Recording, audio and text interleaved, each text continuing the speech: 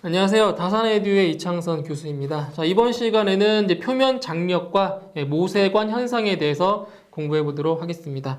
자, 먼저 표면 장력을 이제 보시면, 표면 장력은 이제 여러분 실생활에서 이제 쉽게 접할 수가 있는데, 이제 표면 장력 같은 경우에는 이제 액체, 일반적으로 액체에서 나타나는 현상인데, 여러분께서 이런 거 있어요. 자, 보세요.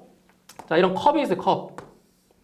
자, 컵에다가 이제 물을 거의 끝까지, 끝까지, 가득 찰 때까지 이제 물을 부으면, 우리가 이제 일반적으로 생각하기에는 물이 이렇게, 자, 수평으로 물이 차 있어야 맞는 거예요. 일반적으로 생각했을 때. 근데 실질적으로 그렇지 않고, 물이 이렇게 위로 살짝 이렇게 붕 떠 있는 모습을 볼 수가 있어요. 이렇게. 실질적으로 이게 흘러 넘치지 않고 이렇게 위쪽으로 살짝 봉긋하게 나와 있는 이러한 이제 모습을 볼 수가 있는데, 이것이 바로 뭐냐면 이 물의 그 입자 있죠. 물의 입자들의 응집력에 의해서, 이 분자량에 의해서, 분자 운동에 의해서, 바로 응집력에 의해서 이 물이 바깥으로 흘러 넘치지 않고 수평이 되지 않고 이렇게 약간 볼록하게 튀어나와 있는 현상을 바로 표면 장력 때문에 이러한 현상이 나타난다고 볼 수가 있는 거예요. 그래서 표면 장력을 다시 정리해주면, 유체의 경계면에서 바로 작용하는 분자력을 표면 장력이라고 하고요. 그리고 이러한 표면적을 최소로 수축하고자 하는 힘을 갖다가 표면 장력이라고 하는 겁니다. 표면 장력. 그러니까 쉽게 얘기해서 이런 거예요. 만약에 이런 책상, 자, 또 이런 평면에다가 자, 물방울을 한 방울 딱 떨어뜨려 보세요. 어떻게 돼요? 물방울이 이렇게 쭉 퍼지지 않고 동그랗게 이렇게 모여있는 동그란 방울이 되는 것을 볼 수가 있어요. 그죠? 이러한 평면에다가 물방울을 살짝 떨어뜨리면 이렇게 쫙 퍼지지 않고 이렇게 동그란 물방울이 맺히는 것을 볼 수가 있는 거예요. 이게 바로 표면 장력 때문에 물방울이 이렇게 살짝 응집력, 그러니까 분자 입자들끼리 뭉치려고 하는 그 힘 때문에 이렇게 물방울 형태로 물이 나오는 거예요. 이게 바로 표면 장력이라고 하는 건데, 자, 그럼 표면 장력을 구하는 식을 일단 아셔야 되겠죠, 그죠? 식을. 자, 보세요. 이제 식을 유도해 볼 건데, 자, 물방울이 이렇게 동그랗게 있어요. 이제 물방울은 내부에 물이 가득 차여 있는 상태죠, 그렇죠? 이렇게 해서 자, 절반 딱 잘랐어요. 절반을 자른 상태에서 이렇게, 자, 내부를 한번 분석해 보도록 할 거예요. 자, 잘랐어요. 여기 반을 딱 절반 자른 거예요. 자, 잘라가지고, 자, 이렇게 볼 거예요. 자, 이게 물방울인데 절반을 자른 모양으로 보시면 돼요. 그때 여기 이제 물방울의 그 중심에서 뭐가 작용하냐면은, 자, 어떤 압력이 작용할 거란 말이에요, 압력이. 그러니까 분자들의 그 응집력, 분자 운동에 의해서, 분자력에 의해서, 자, 압력이 가할 거란 말이에요. 그러면 여기서 이 물방울이 점점 탁 터지지 않고, 자, 터지지 않으려고 하는, 저항하려는 그러한 힘이 있어요. 그게 바로 표면 장력인데, 표면 장력이 이렇게 작용한다는 거예요. 이렇게 표면 장력이, 그러니까 터지지 않게 하려는, 저항하는 힘이 작용한다는 거죠. 그때 이 표면 장력이라는 거예요. 표면 장력. 그래서 여기서 어떠한 힘이 작용하냐면은 내부 압력에 의한 힘이 작용해요. 자, 여기 물방울 안에서는 내부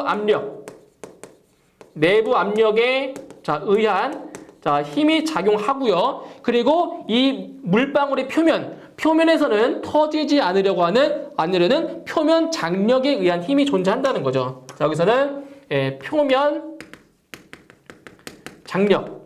자, 표면 장력에 자, 의한 자, 힘이 자, 작용하게 되는 거예요. 그때 표면 장력에 의한 힘과 내부 압력에 의한 힘이 같아지면 이렇게 동그란 물방울 형태의 모양이 나온다라는 거죠. 자, 그럼 먼저 자, 표면 장력에 의한 힘을 보도록 할게요. 표면 장력. 그러니까 표면 장력에 의한 힘이니까 표면 장력이 이렇게 작용한다는 거죠. 표면.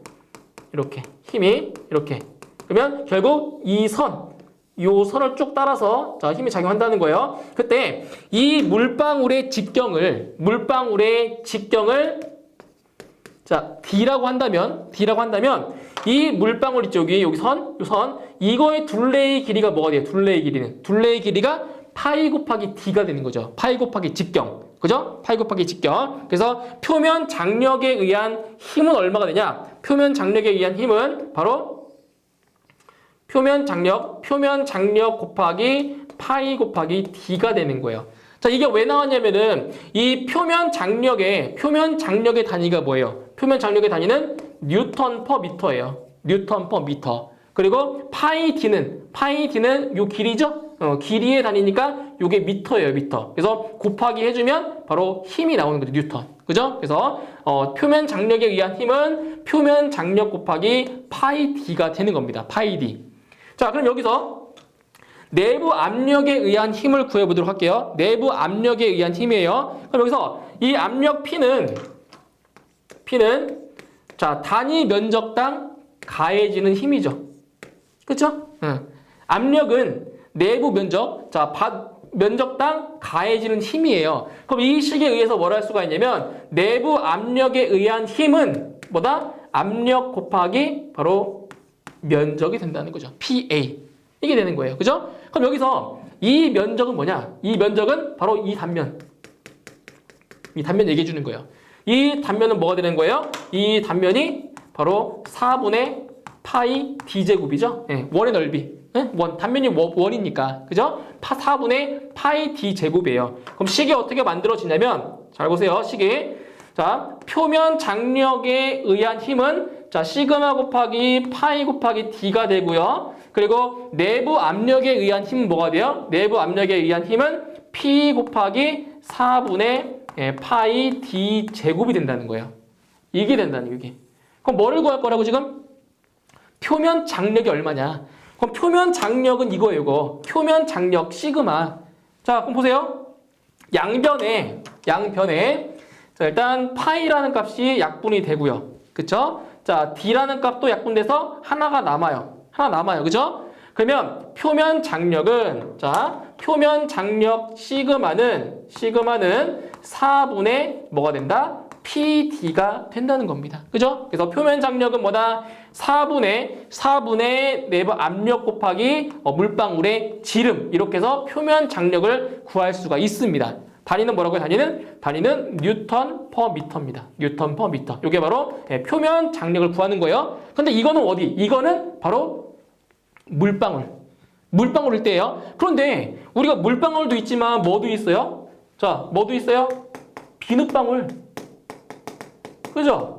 네, 비눗방울도 물방울이에요. 그죠? 그런데 이 물방울은 안이 꽉 차여 있어요, 물로. 그죠? 근데 비눗방울은 안이 비어 있는 거죠? 내부가 비어 있어요, 비눗방울은. 그래서 이 물방울일 때의 표면 장력과 비눗방울일 때의 표면 장력이 달라요. 자, 그럼 무슨 말이냐면은 비눗방울 같은 경우에는 자, 보세요. 비눗방울은 요 안에가 지금 비어 있잖아요. 그죠? 비어 있기 때문에 이 표면 장력이 두 군데에서 작용해요. 어떻게 작용하냐? 표면 장력이 이렇게도 표면 장력이 작용을 하고요. 안쪽에서도 표면 장력이 작용해요. 이렇게 두 개의 힘이.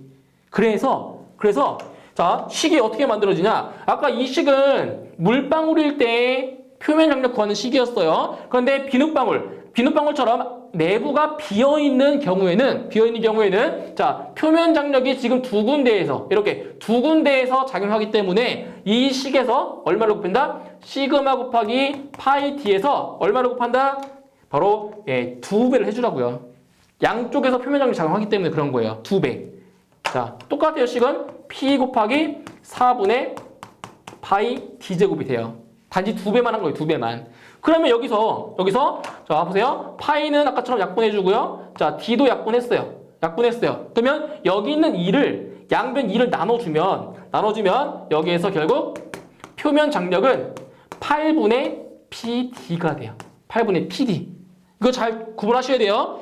물방울일 때는 표면 장력이 얼마라고요? 4분의 PD지만 비눗방울인 경우에는 얼마라고요? 4가 아니라 8분의 PD가 됩니다. 아시겠죠? 이 두 가지 꼭 구분하실 수 있어야 돼요. 비눗방울인지 물방울인지. 이렇게 해서 표면 장력을 구하는 식을 암기하시면 되는 거예요.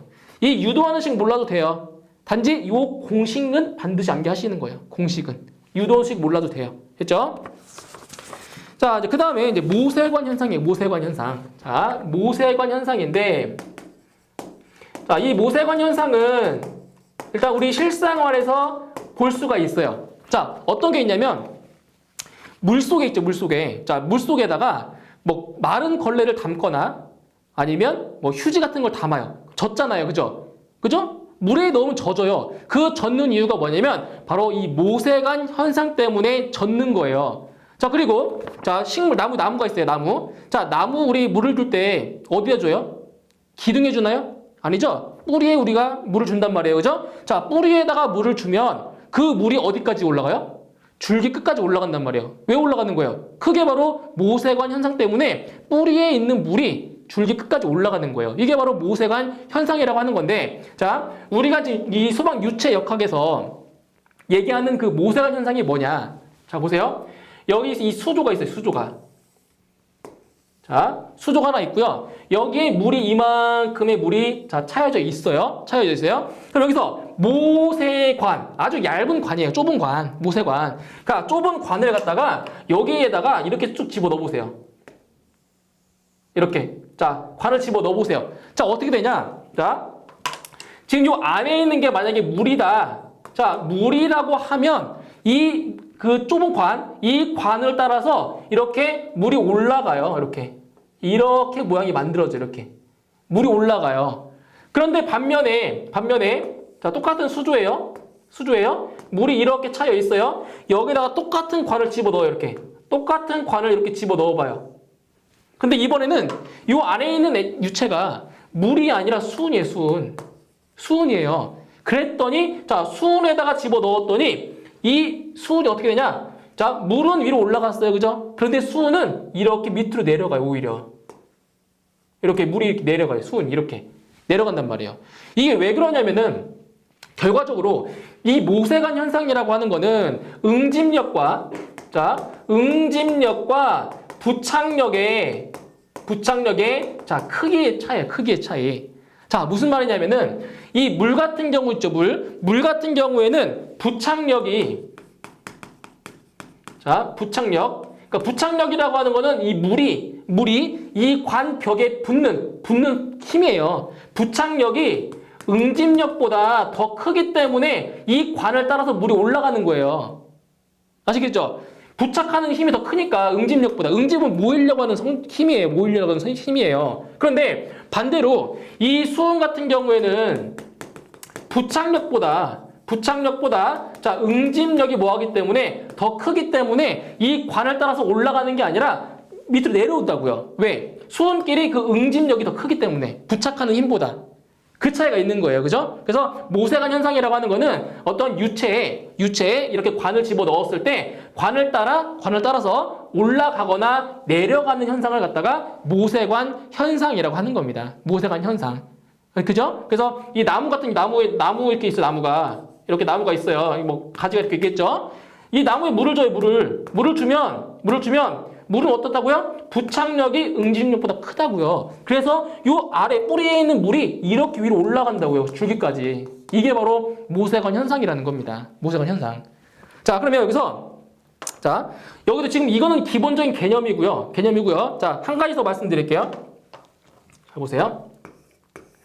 자, 수조가 이렇게 있고요. 자, 마찬가지 물이 이렇게 차여 있어요. 그럼 만약에 자, 관을 집어 넣을 건데 자, 하나의 관은 좀 커요. 좀 넓어요. 관이 이렇게 구경이 커요. 자, 또 다른 관은 얘보다 좀 더 좁아요. 이렇게 관이 좁은 관이에요. 이렇게 얇은 관. 자, 이거 이렇게 넣었어요. 그러면 둘 중에 어디로 더 많이 올라갈 것 같아요? 물이? 둘 중에 넓은 관, 좁은 관이에요. 어디가 올라갈 것 같아요? 바로 좁은 관이 더 많이 올라가요. 이렇게 물이 좁은 관 쪽으로 이렇게 물이 더 많이 올라간다고. 이렇게 이런 식으로. 아시겠죠? 그러니까 관이 작으면 작을수록 이 물이 더 많이 올라간다는 거. 이것도 좀 기억을 하고 계세요. 아시겠죠? 물일 때는 올라가고요. 수은은 밑으로 내려가요.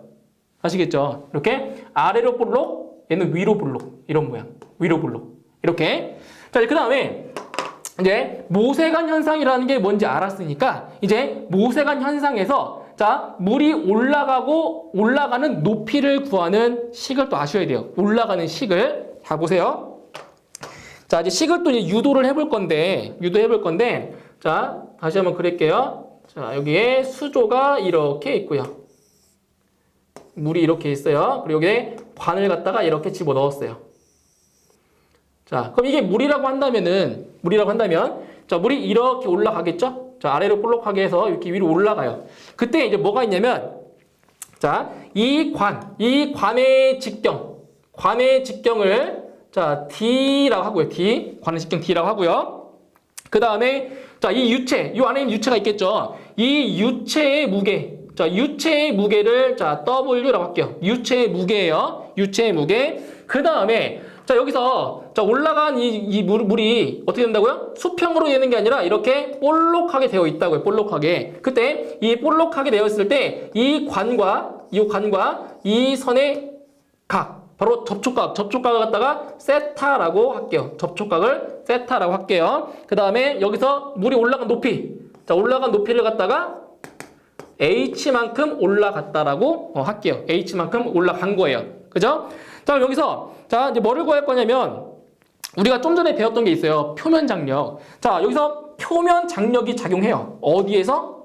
여기에서. 자, 이 표면에서 표면 장력이라는 게 작용하는데, 그 표면 장력이 어떤 방향으로 지금? 이렇게 지금 작용해요. 이쪽 방향으로.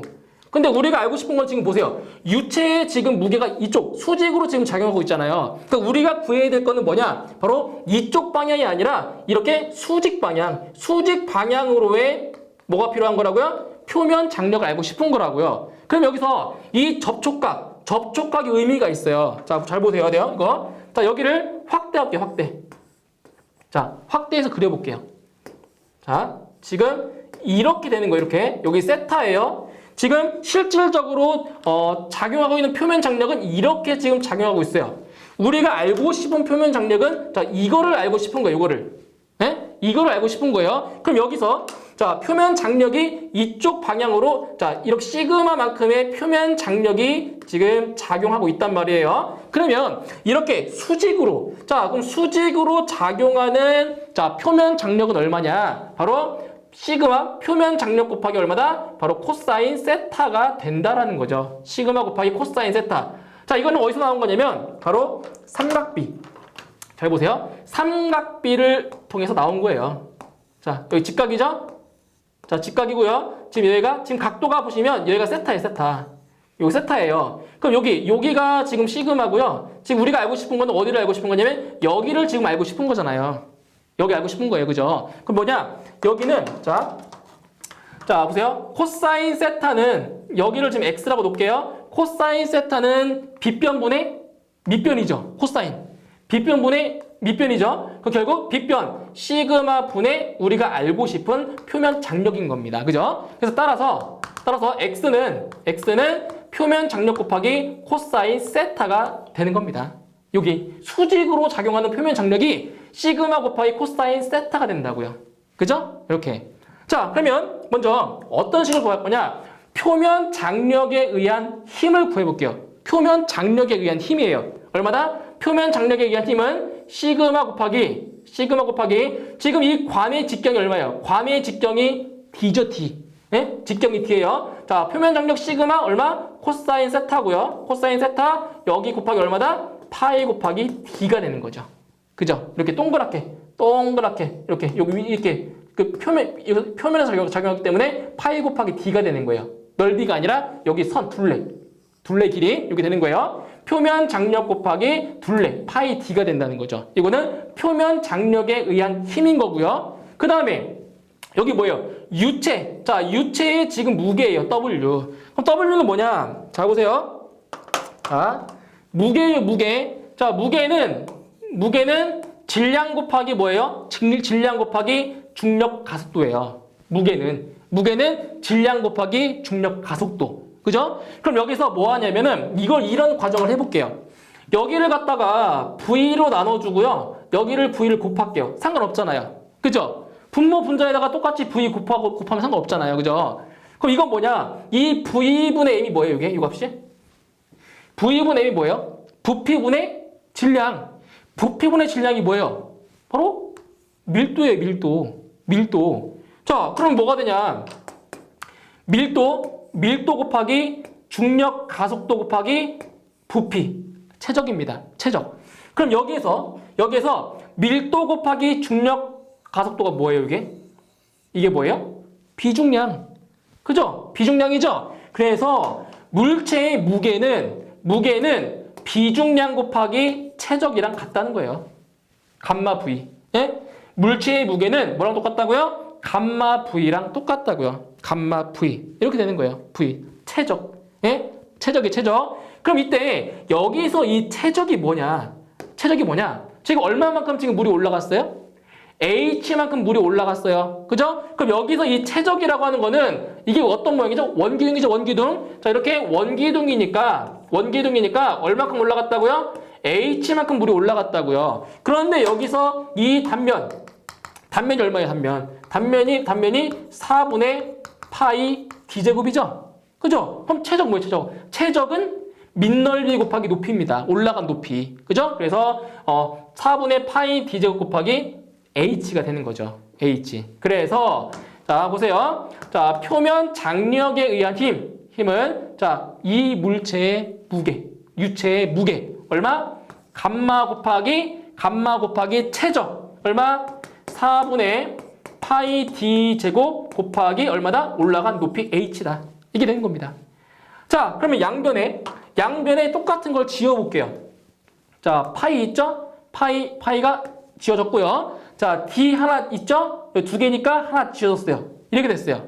그러면 남아있는 식이 뭐냐? 시그마 곱하기 코사인 세타는 감마 곱하기 4분의 감마 곱하기 DH가 되네요. 맞죠? 자, 우리가 지금 뭐를 구할 거라고요? 자, 지금 올라간 높이가 얼마인지를 알고 싶은 거예요. H. 요 H의 값이 얼마인지 알고 싶은 거예요. 그죠? 그럼 H는 얼마냐? 따라서 H는 올라간 높이는 감마 D 분의 4 시그마 코사인 세타라는 겁니다. 네, 이게 바로 모세관 현상에서 상승한 올라간 높이를 구하는 식이에요. 이거 암기하셔야 됩니다. H는 감마 D분의 4 시그마 코사인 세타다. 자, 지금 유도가 있어요. 지금 유도한 내용 아셔야 돼요? 몰라야 돼요? 모르셔도 돼요. 이 내용 모르셔도 돼요. 단지 뭘 암기하시면 돼요? 요 공식. 이 공식만큼은 암기하셔야 됩니다. 이거 몰라도 돼요. 아시겠죠? 공식 꼭 기억을 하셔야 됩니다. 자, 이렇게 해서 모세관 현상까지 이렇게 설명을 드렸고요. 다음 시간에는 출제 예상 문제로 다시 설명드리도록 하겠습니다. 수고하셨습니다.